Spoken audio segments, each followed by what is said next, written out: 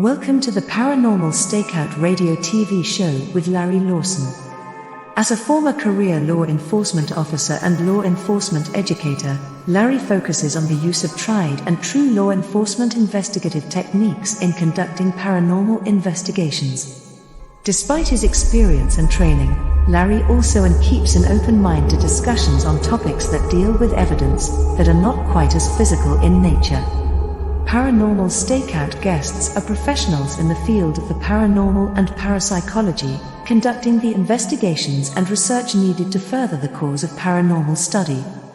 Larry advocates an agenda of standardization of structure and training in the field of paranormal investigation and research for the purpose of one day being able to produce the evidence needed to convince a jury of the existence of the paranormal. Whether it is ghosts, UFOs, unsolved mysteries, hauntings or cryptids, no topic is beyond the investigative reach of Larry Lawson and the Paranormal Stakeout radio TV show team. Now, here is the host of the Paranormal Stakeout radio TV show, Larry Lawson.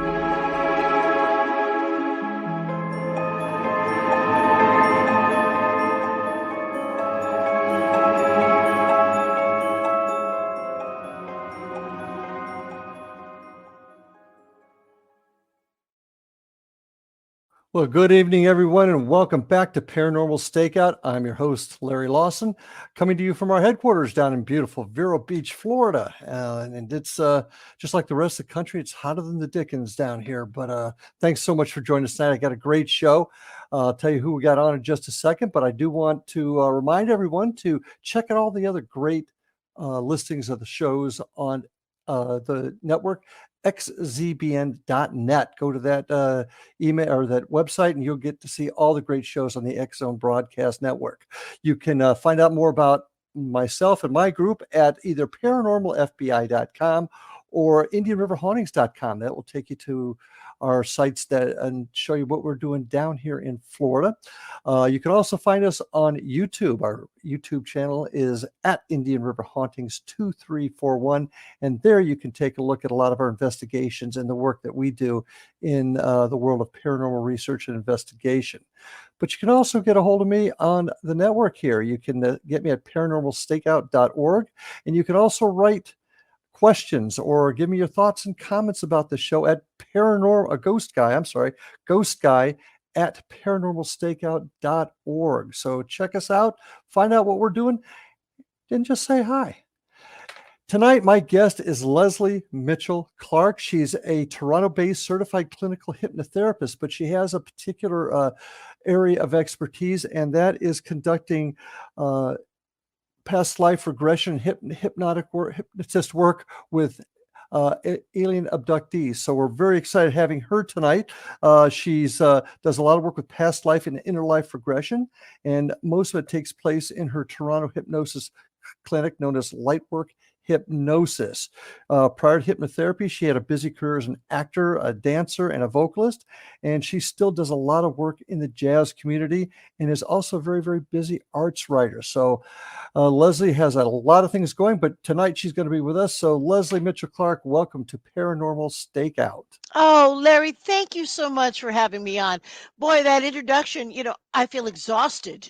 I feel like Shiva with 8 arms coming out there. It's it's not all that intensive, believe me. It all sort of flows together. So I'm not really running from pillar to post, but thank you so much for the lovely intro. Great to be here. Sorry that you are so hot in Florida. I tell you, I would It's tell Florida. you, I know, I'd tell you about our lovely Canadian breeze, but I don't want to upset you.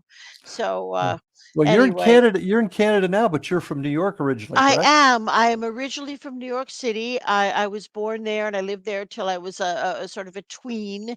And Mhm. then my family moved to Los Angeles. And that was because my dad, who had been a jazz bassist, had decided to become a comedy writer for television. And Mhm. within like a few short weeks, like the kind of thing you never hear about now, he had sold his first script to Get Smart, with Mel Brooks and all Yeah, those yeah. guys. And it was just after that, it was just one thing after another, and eventually he spent many long years working with Norman Lear, and produced and wrote for All in the Family, The Jeffersons, Wow. Maud, Good Times.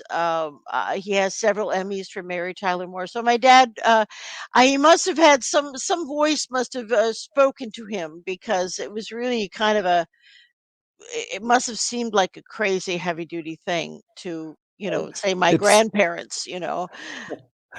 sounds like an exciting time, but tell us about Lesley. Tell us about your work and how you got to where you are working with alien abductees and Oh, regression life therapy. Tell us about you. absolutely. Well, as you mentioned very briefly, all of my early career was about the entertainment business, and the Mhm. last chunk of it, I was a very busy publicist or media consultant, really for jazz artists. So, but I had found all of that work and the occasional acting work that came through. I found all of it unfulfilling, and I was really kind of having a sort of a midlife crisis. Now, I did not buy a red sports car convertible and get a girlfriend or anything like that, but my husband did say, I think you need some direction. Mhm. I know there's something that's wonderful out there for you, but so my husband was very cool guy. He bought me a past life regression with a no a very competent hypnotherapist. So, Mhm. and so I went through that experience. Now, what I took away from the experience was not only the recovered memories of a specific life, but the big thing that I took away was I understood that I could do that kind of work. I could use my voice in a way as a singer that would lull people into beautiful trances. I just knew I could do it. I can't Mhm. explain it any better than that, but it was a one of those light bulb, aha types of things. So very shortly after that, I went to study with Dr. Georgina Cannon, no relation to Dolores Cannon, but equally gifted. So Georgina, who is Mhm. British, she lives in Canada though. Yeah, we've had her on the show. So Oh, yeah. that's right, beloved Yeah.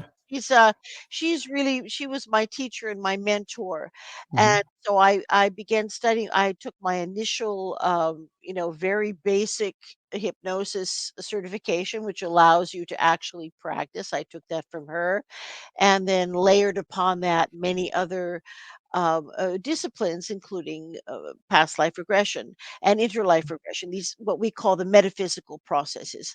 Mhm. So I after I was bona fide to practice, very soon after that, I had a job actually in Georgina's clinic, which was in Toronto, Mhm. and, about once a month, maybe, someone would call in, who believed they had had some type of experience with some otherworldly being. Maybe they had missing time, maybe they felt they had implants, maybe they had, visual marks, whatever, and Mhm. nobody wanted to touch that with a 10-foot pole.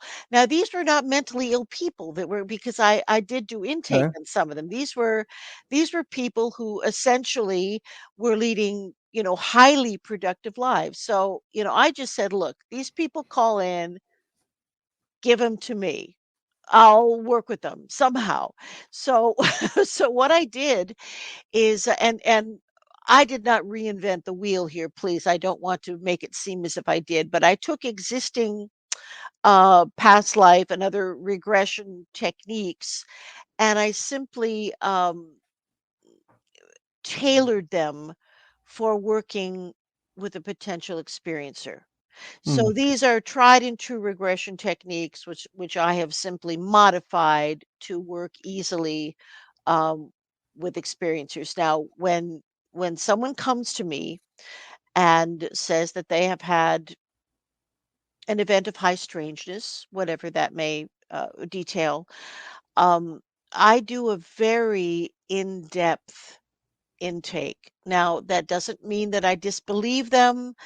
What it means is I have to be particularly careful that that I am not working with people who are suffering from mental illness. Sure. That's Let, oh, go ahead. let me ask you a quick question, just so the audience understands. When you say you do an intake, Yes. that means you're doing what? That means that I either on Zoom or some like system like we're on now, either some type Mm-hmm. of internet connection or on the phone as we used to do in the old days, I will have just a really in-depth talk with the person who is requesting my services, and I will ask questions not only about the specific incident, because I must tell you, somebody has to have at least partially recalled memories for me to work with them in this way. And that's a Got you. tip I took from my friend Kathleen Martin.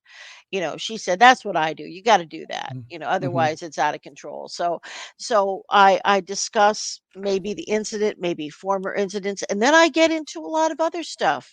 Mood, sleep, any physical illnesses, any traumatic illnesses, traumatic experiences. I mean, I really, as I'll go as far as the person will let me, really. But what that does, it's not invasive. What it does is it gives me a picture of the individual. And if I feel, and if I even have a spidey sense that something is not right, because, mentally ill people can be highly manipulative. Mm-hmm. I will just say that it's not pleasant to say, but it's possible that someone could actually have been diagnosed with, say, borderline personality disorder and is not sharing that with me Mm-hmm. and is able to maintain some type of mood consistency for a short period of time. It's possible that someone could fool me in that way, but I try to make sure that that does not happen. So that's the intake. It's really for me to know if I can treat that person. Now, I'm not saying that if someone is manifesting some serious mental illness as we perceive Mm-hmm. it, that doesn't preclude that they have had a contact experience. What that means is at that point, when I know that I can't treat them legally, I have both psychologists and Okay. psychotherapists That who are was open to that phenomena, and I refer them on. that was my next question. Yeah. How often do you encounter individuals, maybe not with psychological issues, but they're frankly they're just fakes. They're trying to make a name for themselves or fool you. And Hmm. does that happen very often? I feel, and I may be wrong, but I feel that has only happened twice, Okay. and very early in my treatment career. Hmm. And there was one guy who was acting up a storm. I mean, he should have gotten a Tony Award for his performance in my little studio at the time.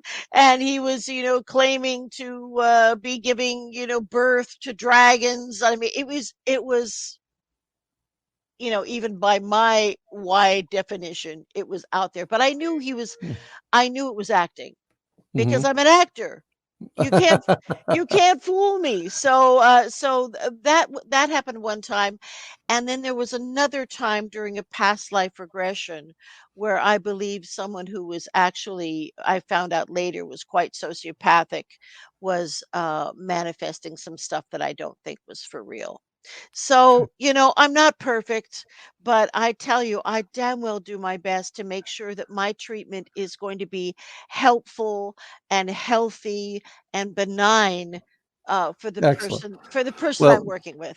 well, we need to take our first break. That first session went fast, didn't it? So we My got to take our God. first. We've got to take our first break. So, folks, stay with us. I have Lesley Mitchell-Clarke, hypnotherapist, and we'll be back in just a second after these messages.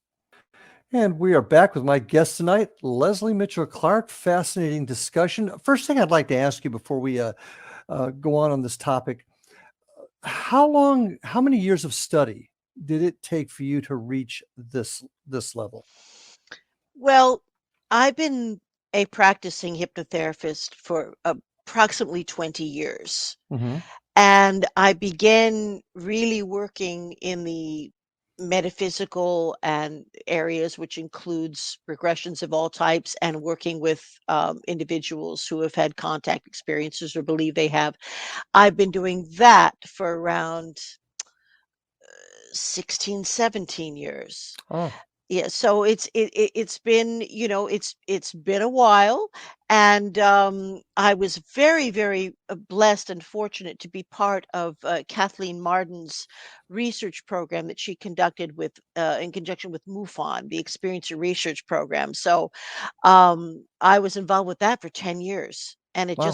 it just completed fairly recently, but I also worked on the same a parallel program, essentially looking at the same things for Dr. Edgar Mitchell's group, Free Mm, Experiencers, mhm. and now I'm doing the same thing with Les Velez, who was a Oh, very yes. important figure in MUFON. Les Velez is an organization called Opus, and I'm doing Mhm, the same thing with them. So I have always aligned myself with organizations that are research oriented, I shall say. And mhm, so by most of the time, I mean, when I'm getting a referral from MUFON and the investigators that I know, these people have been thoroughly vetted. mm, They're not mentally ill, they are not fabricating. I can be very, very sure that I can work with these people, in an open way mhm, and not be concerned about any of those issues because the vetting is so stringent for both MUFON and Free, and also for Velez Group Opus. So mhm. when I work through those organizations and with them, it takes a lot of concern Sure. off of me, Well, as I might say. yeah. What is the goal of your therapy, your work? What are you trying to accomplish? Healing, healing. Okay. First of all, I am a healer. And what I will say is many experiencers have a very specific type of PTSD. And now, although most experiences are benign, they're not always interpreted that way initially by the experiencer themselves. So I deal with a lot of really unique trauma. So my goal is through my various techniques, NLP, EMDR, whatever I'm using, that I can, in the same way I deal with, people returning from service or first line responders with PTSD, I actually use the same types of techniques. We work through the experiencers. Excuse me, we work through the experiences. We find them, we work through them, and then we obliterate the negativity Mhm, aspect. mhm, And now something that's a little different from the way it would have been interpreted maybe 100 years ago is it used to be believed that individuals needed to viscerally, physically pass through a traumatic memory in order to become desensitized to it and release it. Well, we now know that that's not necessary. It's a mental exercise. So, say someone has come to me and we've uncovered a memory that, for one reason or another, is disturbing. What I will do is I will direct the client into that memory, but I will immediately turn them into an observer, as if you're watching it, for another room, and okay, a kind of reactiveless observer. And that allows, and this is the magic part of hypnosis, that allows the client to transcend the experience and do it in a way that is more involving the higher self and the intellect. So you can re-experience the event without trauma by becoming an observer, and you are still able to process it and then release it.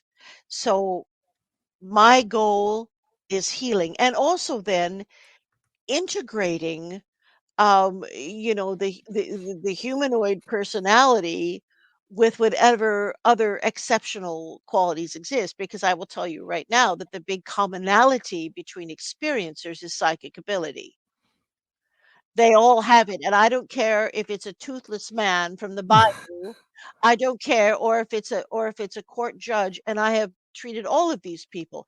That is The that common. is the common thread. Now, whether they're watching it in genetic lines, which I believe some groups are, I also Okay. believe that there are many, many varieties of aliens that we have regular contact with. Our own, in Canada, our wonderful political figure, Paul Hellyer. I don't know if you ever had him on the show. He was a lovely man, and he was at different times the Minister of Finance, and he Mhm. was also a vice premier and premier of Ontario. So he was a knowledgeable, wonderful man, and he was very much in the inner sanctum, if you will, of the Canadian government. And before he died, my goodness, not a month before he died, he shared with me that to his knowledge, there were at least 85 species of beings that the Canadian government was interacting with. And I don't mean just that they knew about them. These are people with like treaties and trade and Uh, who knows well, what. that's a pretty heavy statement to I mean, a Well, government. yeah. How when you say he knew that there were 85 different species, Mhm. how are we getting these numbers? Are you able I'm to only, unfortunately, and of course, being a Yankee, I can't. I do have dual citizenship, but my knowledge of the machinations of the Canadian parliamentary system are limited at best. But he was a government insider. so he Uh, got it from inside is what yeah, he okay. very much. And then he was also Paul Hellyer was also a whistleblower. He was involved in at least three of Dr. Stephen Greer's press conferences in Washington, D.C., Mhm. disclosure press conferences. So, I mean, this is nothing new. You can find a lot of footage of him, discussing Oh, all of this, I'm very, very, very, very ad familiar with it. nauseum. But I had tremendous respect for him. He was a incredibly intelligent man, and I believe him 150%. How what type of memories, what type of person I know they're abductees, but Mhm. what causes them to come to you for help? Okay. Is it just the trauma of what has occurred? And then what do you do? What is your process? Maybe that's a good way to Okay. put it. Well, first of all, it's not always trauma. In fact, it's more rarely trauma. Okay. Mostly what it is a feeling of confusion. And I would say that most of my clients, Larry, are people in midlife where whatever memory suppressants have been used, whether it's a government incited program or whether it's ETs themselves, whatever kind of suppression mechanism they try to use, it doesn't work.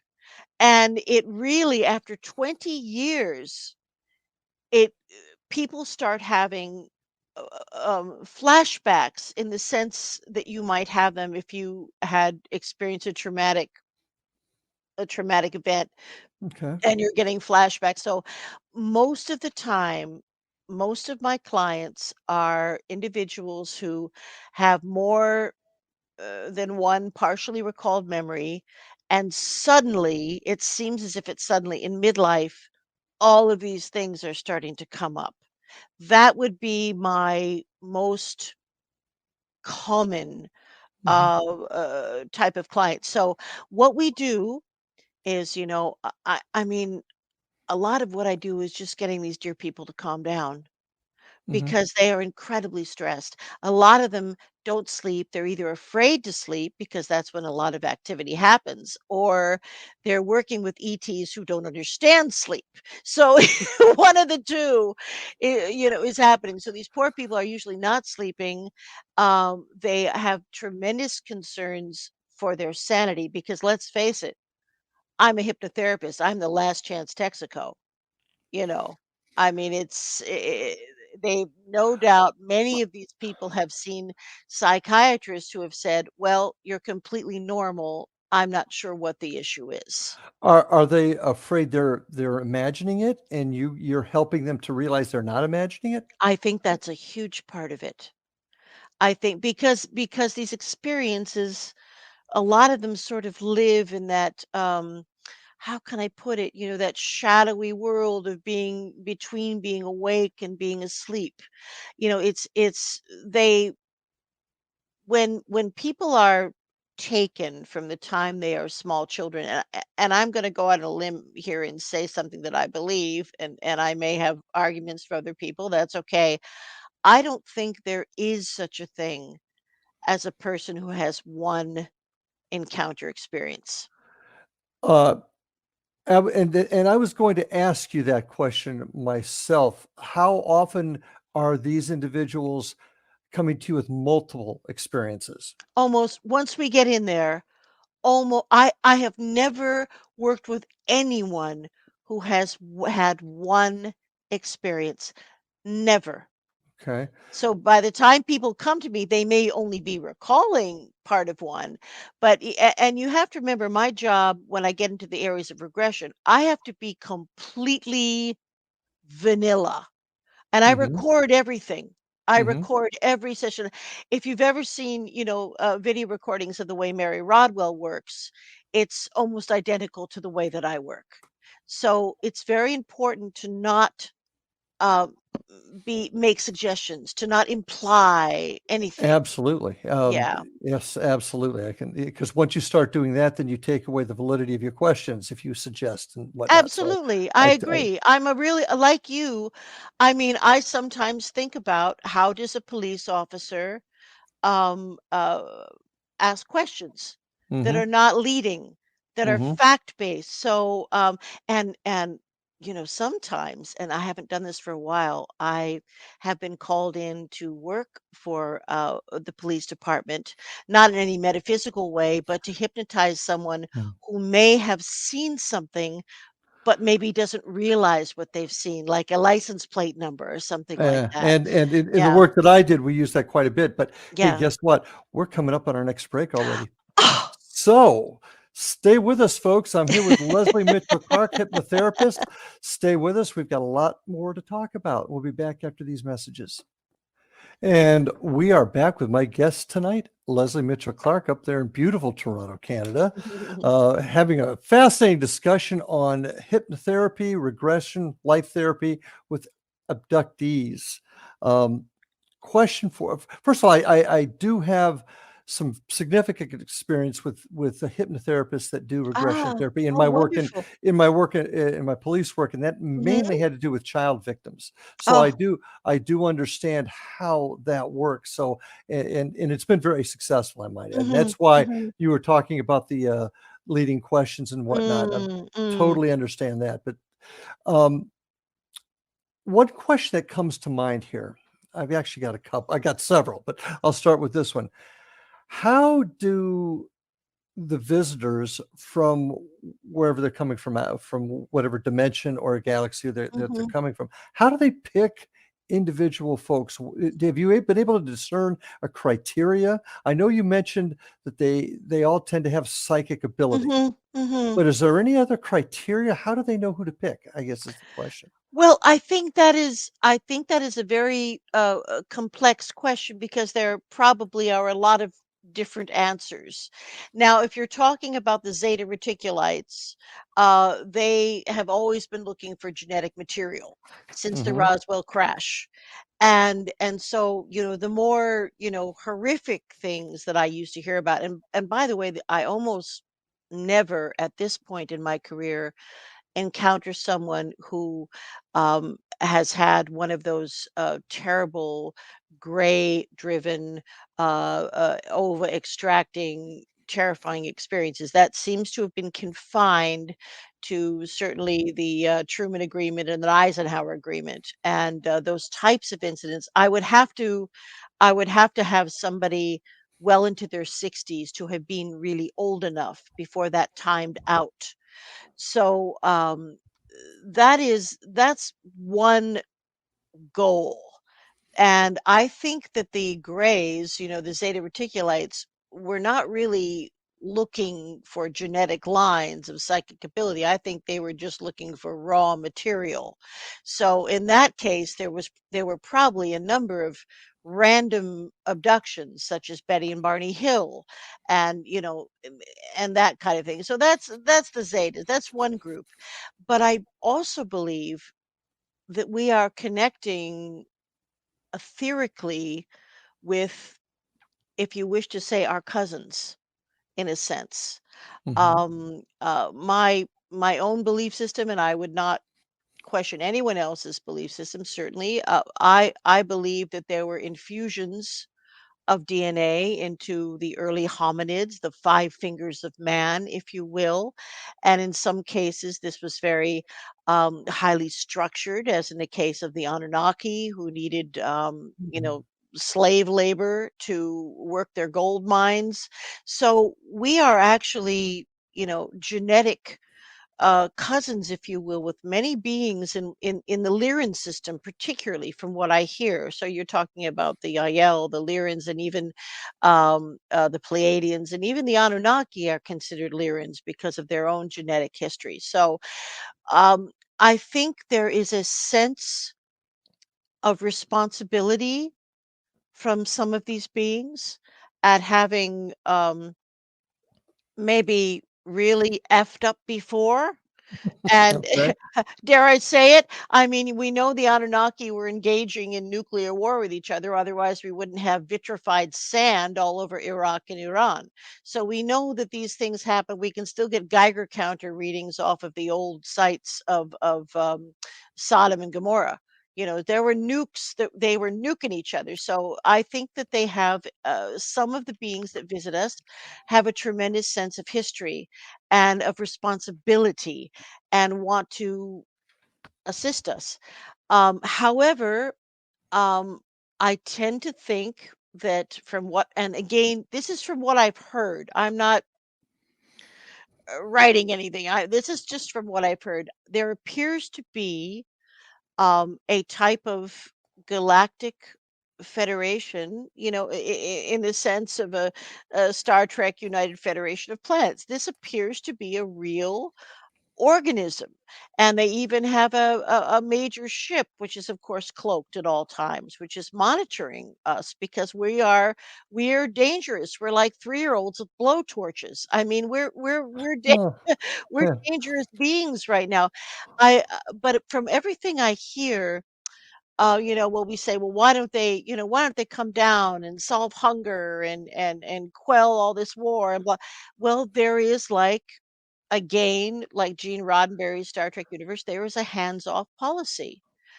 We have to pull on our own big boy and big girl pants. We have to solve our problems. We have to decide to accept and not exclude. And this is the only way that our planet and the beings on our planet will be able to arise to the fifth dimension. and I understand exactly where you're coming from. Let me ask you this question though. Because most of my work is in the ghost field. Ah, Okay. yes. Well, I do And that too. I well, love it. we're going to talk about that in a minute. But what I want Okay. to ask you is a question that I would always get is, how do you prove this? So that's the question I'm going to pose to you right now. That Mm, you have just unloaded a huge bit of information about where we're at as far in this real world, and that a real mhm, world is really not mhm, what we think it is. mhm. Where's the proof to that? Well, now here we have the conundrum because we don't have proof in the sense of there are not craft landing every day and saying Hmm. hello, here we Hmm. are. I think to a certain extent that had been tried. Now I know that there was a wonderful being named Valiant Thor who claimed to be Venusian, and he was here for 3 or 4 years and tried to get Eisenhower to do things about, food and this and that. And all that he heard was, well, we'll have a financial collapse if we don't continue with fossil fuels. So, apparently Valiant Thor went back to his thing. I think now that disclosure is a grassroots movement. Mm-hmm. And I think that it's individuals like yourself, Larry, and all of the other, commentators and Rob and everybody else who works at X Zone Radio. I think we are all what I would have to call midwives of disclosure. Mm-hmm. So although I cannot say that I have proof, because sometimes even in a past life regression, if the person gives you enough information about a recent lifetime, you can Mm-hmm. actually make connections and find Sure. some provable things.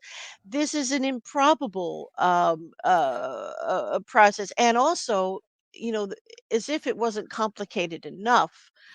I have to say that at least half of the activities that people experience in their encounters with extraterrestrial beings are what I would call astral events.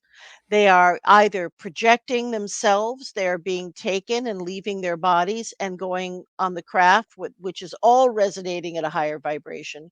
So it's all vibration, right? That I, everything we're in the dense. We are in a dense, slogging about in the Neolithic slime. mm-hmm. But there are other dimensions that are in fact our idea of heaven. Well, I've heard many people who talk about the interlife or where they go after death. Many of them have talked about seeing um extremely alien beings in what we would call heaven. well, that's a question I want to ask you. One of the other questions I want to ask you is this a dimensional issue? Yeah. There's a lot. Our physics, our science, absolutely is convinced that Hmm. beings can't travel the distance they need to, Yeah. and with our understanding of science. Yeah.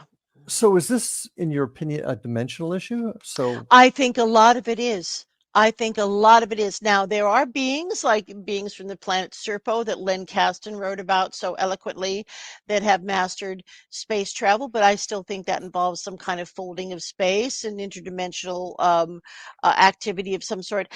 Let me just throw this at you. I was just reading this amazing book by Grant Cameron about what is going on out at Mount Shasta. And for 30 years, Mount Shasta, well, more than that, but by our contemporary understanding, for 30 years there's been unlimited amazing activity going on at Mount Shasta. People see craft landing, taking off, they've seen fleets of craft. I mean, it's just ridiculous. So there is a group that has been working with the individuals who come to Mount Shasta, the ETs, and they are saying that they are Pleiadians. So what mhm. they are doing is, and what is the word for it that they use? Oh God, forgive me. I'll probably think of it in a moment. But there is a word for what they are creating. But the Pleiadians are bringing an interdimensional space or doorway or anteroom um, up to Mount Shasta and allowing up to 30 people to get in to that space. People meaning You and human. me, the people in the group, the people that Okay. participate, they're using Stephen Greer's technique, so they have a rather Vedic. They're chanting and they're doing whatever they can to lift the vibration, but then apparently the beings are able to come through and manifest this kind of room. So everybody marches in there and they experience enhanced thoughts, but it's an exercise because eventually they will be able to walk through that door and Mhm. into a more rarefied dimension where communication and everything else is open and free. But for right now, they're bringing this kind of anti-room and allowing up to 30 people to actually get in it. And apparently it can be seen. Apparently it can be seen. So this is Grant Cameron has just written quite a book on that. So Well, how, with all of these people, and one thing in law enforcement I found, if more than one person knows a story, it's not a secret. right. So how long do you think it's going to be before this breaks out, before it is no longer something that can be hidden? I mean, too many people apparently know about this. Well, it's broken out already. It's just that we're unfortunately, there's a lot of suppression by the major news sources are not going to promote this. The last thing Why? Why? because I believe there is tremendous fear about us preserving the environment and the loss of fossil fuels and alternative energy sources. I think it's about the money. It's always about the money. And speaking of about the money, Follow the money. Isn't that what you follow say? speaking of the money, we've got to go to our next Oh, commercial break here. So all this is right. just going so fast. So stay with us, folks, for Okay. the last session of Paranormal Stakeout tonight. So stay with us. We'll be right back. And we are back on Paranormal Stakeout with my guest tonight, Lesley Mitchell-Clarke. I want to remind everybody to check out Indian River Hauntings and the Florida Bureau of Florida Bureau of Paranormal Investigation. I'll get it out on our websites at paranormalfbi.com and indianriverhauntings.com. Check us out at our YouTube at Indian River Hauntings 2341. Also, go ahead and do the xbn.net site and check out all the other great programming on the networks. There's a lot of terrific shows out there. And Lesley, how can folks get a hold of you? Oh, well, I'm eminently easy to find. Okay. You can always email me, and I always respond. It may not take me, I may not be able to do it immediately, but I will always get back to everyone that emails me, and I want to hear about your issues. If you have a question, this is very sensitive stuff. I'm here as a sounding board, in part. So you can always email me at Lesley, Lesley, the female spelling, Lesley at lightworkhypnosis.com. And that's all one word, lightworkhypnosis.com. And you can also find me on Facebook easily as either Lesley Mitchell-Clarke or under Lightwork Hypnosis. Okay. So, And you have a book yeah, out too, don't you? I do. It's called Intersections, A True Story of Extraterrestrial Contact. And what it is, it's the journey of one specific experiencer from the first time that I saw him all the way through like the whole process. So I think what this book does is it really draws in the reader into actually what this therapy is like and what we discover. Mhm. A lot of transcriptions, Mhm. really cool. And you can get it on Amazon, Amazon.com, anywhere you Excellent. Amazon. So that's Intersection, True Story of Extraterrestrial Contact. So check that out, folks. Thank Now, you. getting back to our discussion, Yes. I find it mind-boggling. Would you say 85 different species Yeah. of and I just find And that that was mind-boggling. years ago. And that was years ago. So I think that's conservative. And remember, too, that anything that Canada is doing, we are completely in bed with the United States. Mhm. So there are no, I mean, there's no wall there really. We are in bed with the US. So whatever is going on, on our end, it's even more so in the Well, US. as a rule, I got to say I'm really proud that we're friends with the Canadians Oh, overall. They're our well, we brothers and have to sisters. So be. I mean, that's we right. are we are we are the caretakers of North America Yeah. right now. But getting back to your work, and you've done a lot of it, and Yes. there's so many more questions I have to ask. We may have to have you back on the show even. Oh, I'd love But that. how many different in your work, how many different species have you actually been able Ah, to identify okay. through your clients? All right. Well, there are apparently many different types of grays.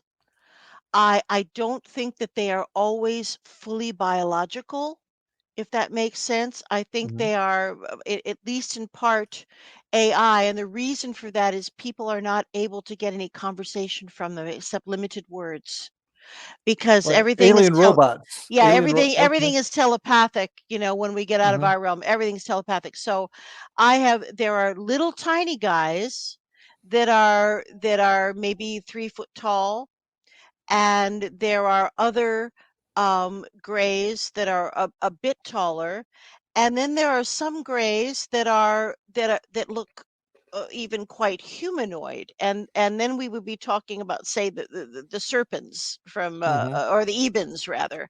So, and then also there are grays that are every bit as tall as we are, and they are more white colored, but they have the extended head. So there's four. And I'm not saying, boy, there's a million more, but from the beings that I have heard about, there are four types of grays, going from robotic little guys to rather bossy big guys. Okay. Okay. Now, I have heard about reptilians, and again, many different types. And I know that, I mean, I hate to get into the reptilian thing because this is, David Jacobs and this paranoid thinking, but I'll tell you, I think we as mammalians have a very difficult time with life forms that have Hmm. come out of another stream. Hmm. I think a big part of this reptilian thing is simply a deep-seated genetic discomfort, because there are good reptilians, there are bad reptilians. There are reptilians that we have agreements with. So again, it's like as above, so below, Uh, so I'm sorry, go Two- ahead, Larry. No, too quick. I've just got so many questions I want to ask. You have to forgive me. Are you familiar with any aliens that are color a blue color? You know, this is so out there because I was just talking about this the other day, and I'm not saying that these beings don't exist. Believe me, I'm not. But in the scope of my treatment, which has been, oh God, how much you think? All these years, Hmm. I have never once heard about these blue avians. Now Avians. Okay. I have heard about beings that are very humanoid.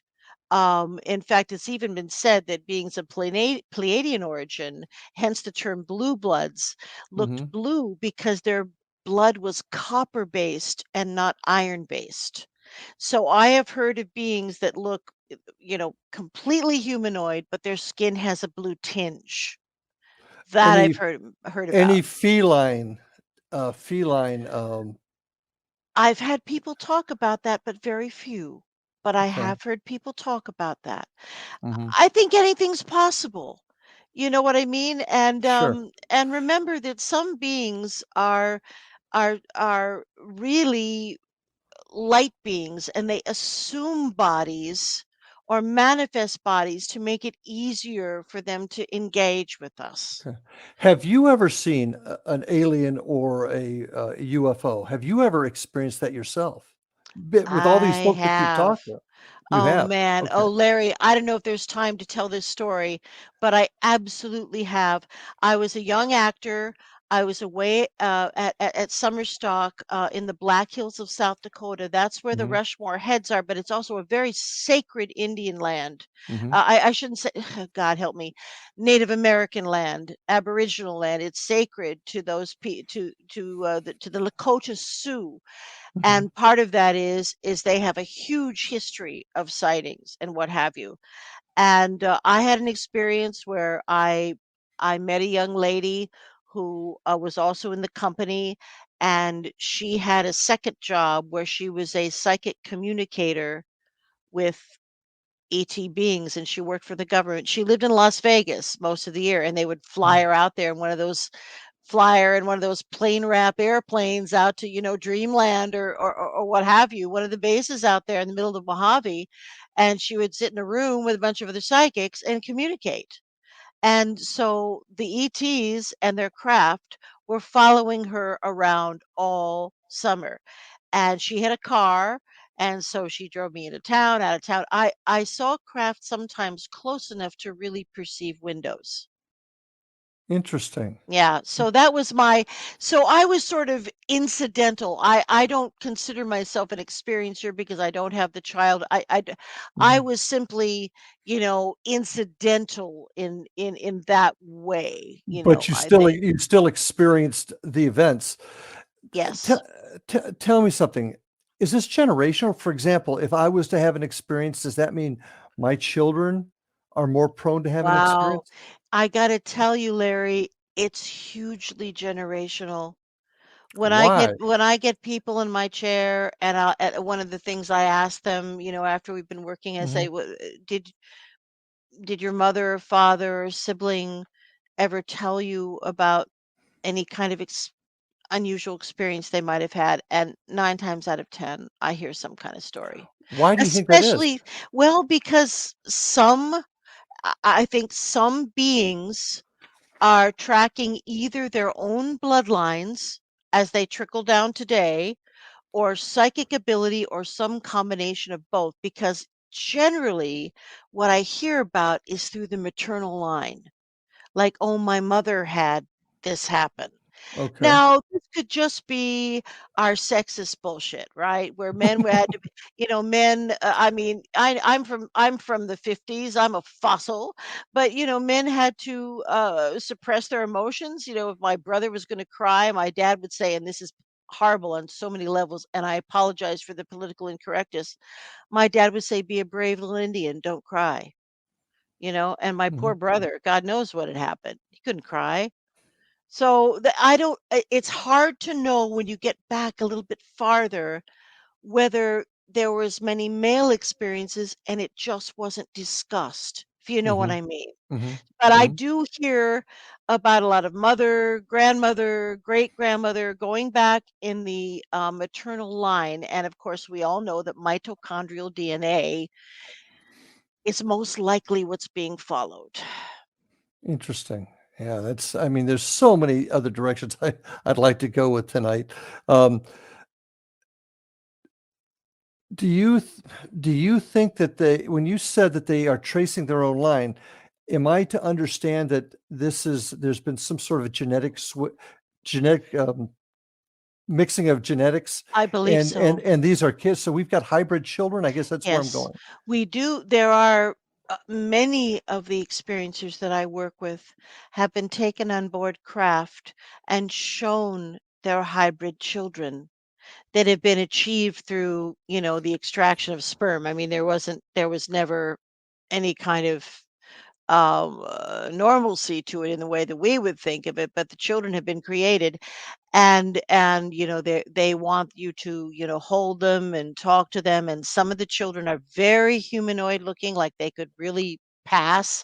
Maybe they have a slightly higher forehead. I mean, Mhm. really, and some of the children look very much like some variety of gray, if you will. Is the S- is the government familiar with these folks and keep tabs on these children that may be hybrids? Boy, Larry, that is such a big question. We really should have a show where we talk about the black ops and the secret space program and the government. That is Mhm. a that I would not exclude government involvement from any aspect of ufology. I would not, with what I have heard. And I will also I will also have to say that the worst things that I have heard, as far as in regressions, tortures, the worst things that I have heard from experiencers under hypnosis were conducted by some type of military Mm. ET combination.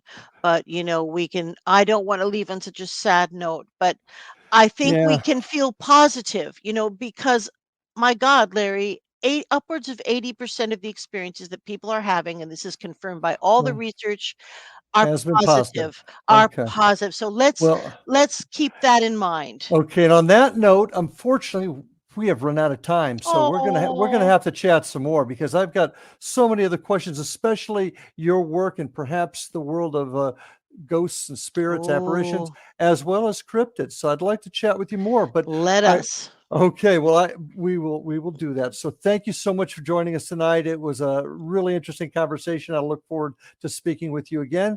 And ladies and gentlemen, I want to thank all of you for joining us here tonight on Paranormal Stakeout. Remember, check out xzbn.net for the X Zone Broadcast Network programs that are out there. Great shows. Make sure you see them. Thank you for watching. Take care of yourself, love your family, and we'll see you on the other side. Have a good night.